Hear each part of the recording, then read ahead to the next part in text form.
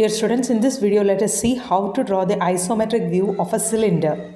So the question is, draw the isometric view of a cylinder with base diameter 50 mm and height 65 mm, resting with one of its base on HP.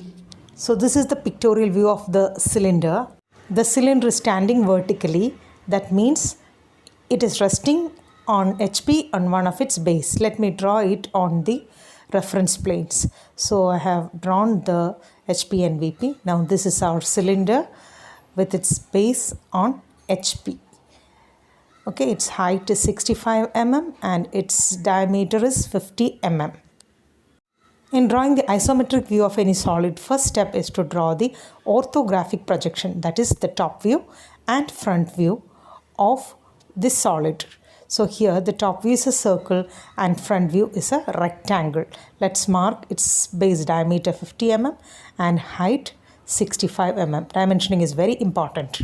Next step is to enclose the top view in a rectangle or a square. So here I have enclosed the circle in a square and I am naming it as A, B, C, D. I am using small letters because this is the top view.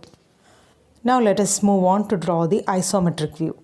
So first, drawing the isometric view of this square ABCD, pivoting at point A and drawing two lines inclined at 30 degrees to both the sides and marking B and D on it, and also taking the same length, that is 50 mm, cutting two arcs to get the point C and drawing the rhombus, that is the isometric of the square ABCD. Since this solid has two faces, I am using the box method. For that, from each point, that is from A, B, C and D, I am drawing vertical lines of length equal to height of the cylinder, that is 65 mm. Now I am naming the top points also as same ABCD to avoid confusion. Now our box is complete. In box method, we enclose the cylinder in this box. Next, let us draw the isometric views of the base circles. For that, mark midpoints of AB, BC, CD and AD.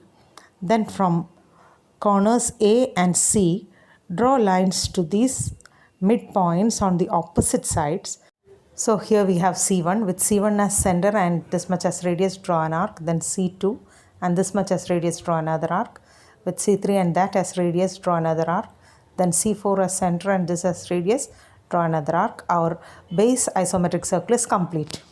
Now moving on to draw the isometric view of the top face circle. Mark the midpoints of all the edges A, B, C, D.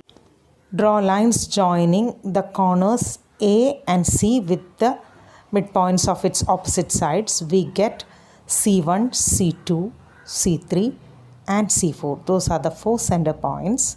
And now draw the corresponding arcs.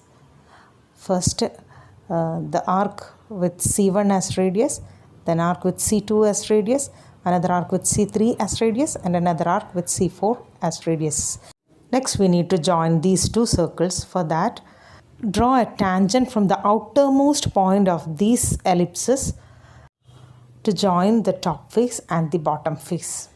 I am using dashed curve to represent the hidden side of the cylinder.